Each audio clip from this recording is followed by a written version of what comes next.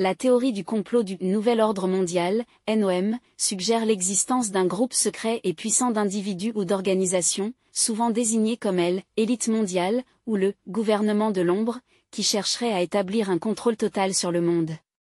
Selon cette théorie, ces entités obscures agiraient en coulisses, manipulant les gouvernements, l'économie mondiale, les médias et les institutions internationales dans le but ultime de créer un gouvernement mondial unique. Les partisans de la théorie du NOM soutiennent que cet objectif serait réalisé à travers une vaste conspiration visant à influencer les médias, la presse, la société civile et la démocratie depuis l'ombre.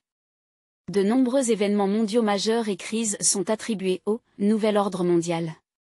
Origine. La théorie du Nouvel Ordre Mondial prétend qu'une élite mondiale cherche à instituer un gouvernement mondial unique.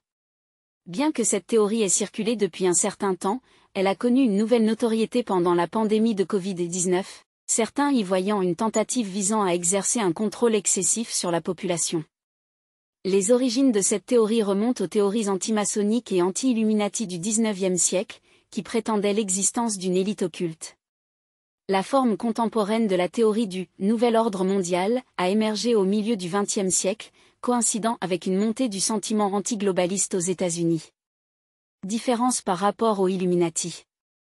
Bien que non synonymes, les conspirations autour du Nouvel Ordre Mondial se chevauchent souvent avec celles des Illuminati, un groupe d'élite censé être à l'origine du Nouvel Ordre Mondial.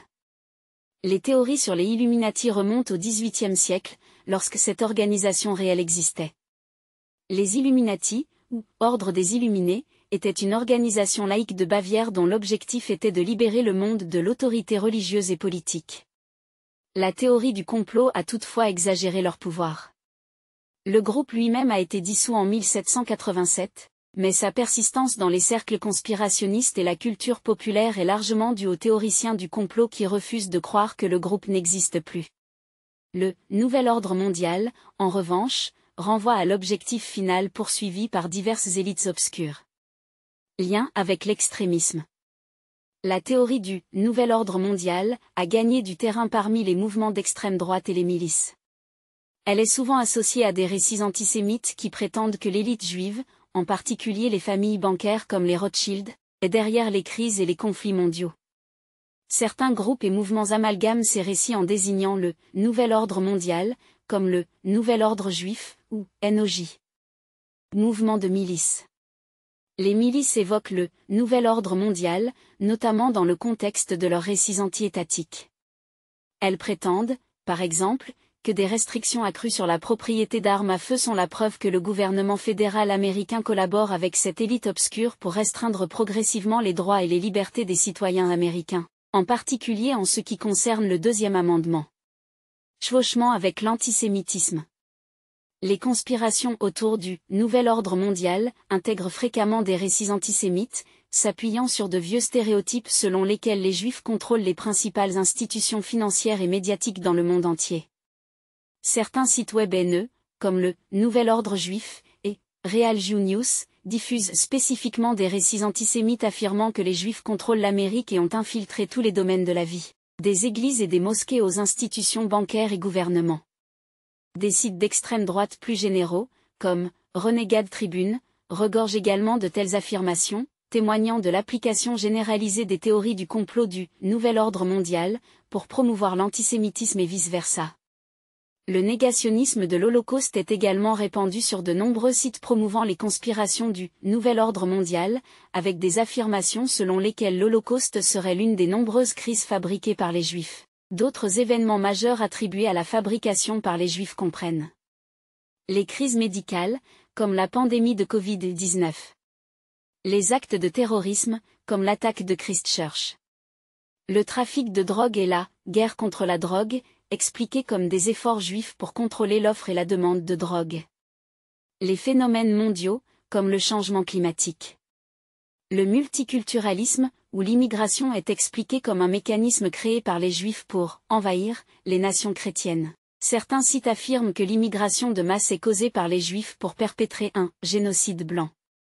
Les théories du complot antisémite autour du Nouvel Ordre Mondial utilisent souvent des termes tels que élite, par exemple, élite juive, ou juifs de l'élite, pour renforcer le récit de la domination juive mondiale, en ciblant notamment des personnalités juives de premier plan, comme George Soros et la famille Rothschild.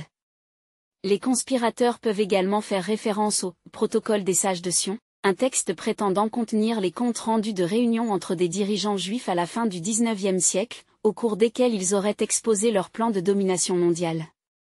Ce texte a été largement et à plusieurs reprises discrédité comme une fabrication et un faux, mais il est toujours cité parmi les théoriciens du complot du « Nouvel Ordre Mondial », comme preuve des projets juifs de domination mondiale. Mise en œuvre du Nouvel Ordre Mondial. Alors, comment les conspirateurs croient-ils que cette élite obscure met en œuvre le « Nouvel Ordre Mondial » ? Bien qu'il n'existe pas de série de revendications définitives, les croyants de la conspiration évoquent généralement un mélange des éléments suivants. Les Nations Unies, ONU, l'ONU est perçue comme un instrument par lequel cette élite obscure opère. Contrôle mental, certains partisans affirment que l'élite prévoit ou a déjà implanté des puces électroniques et d'autres technologies de surveillance pour asservir les citoyens, en se référant souvent aux médias grand public comme étant le « bras de propagande juif » utilisé pour laver le cerveau de la société. Autres atteintes aux libertés individuelles, les conspirateurs du « Nouvel Ordre Mondial » soutiennent que la législation accrue sur la propriété des armes à feu, ainsi que la confiscation éventuelle des armes détenues par des particuliers, font partie intégrante de l'agenda visant à soumettre les populations. Ils estiment également que la pandémie de Covid-19 et les mesures de restriction sociale qui ont suivi, ainsi que d'autres crises publiques, sont la preuve de cet agenda et sont donc considérés comme fabriqués par cette élite mystérieuse. Les Rothschild, la famille Rothschild, une famille bancaire aisée d'origine juive, est particulièrement ciblée, avec des allégations selon lesquelles elle contrôlerait des institutions financières importantes, la City de Londres, et la Réserve fédérale des États-Unis, ainsi que de nombreux médias traditionnels. Bill Gates et George Soros, ces individus ont également été accusés de faire partie de cette élite obscure. Société secrète, le groupe Bilderberg, une sélection de politiciens nord-américains et européens se réunissant une fois par an, est également une source de théories conspirationnistes. En raison de la nature secrète de leurs réunions, pour lesquelles aucun compte rendu ni suivi n'est jamais publié, ces groupes sont accusés de faire partie de cette élite mondiale cherchant à mettre en place un gouvernement mondial unique. Le Conseil des Relations étrangères et la Commission trilatérale sont également perçus de manière similaire par les conspirateurs, car ils sont accusés de servir de moyens pour la mise en œuvre du « Nouvel Ordre Mondial ».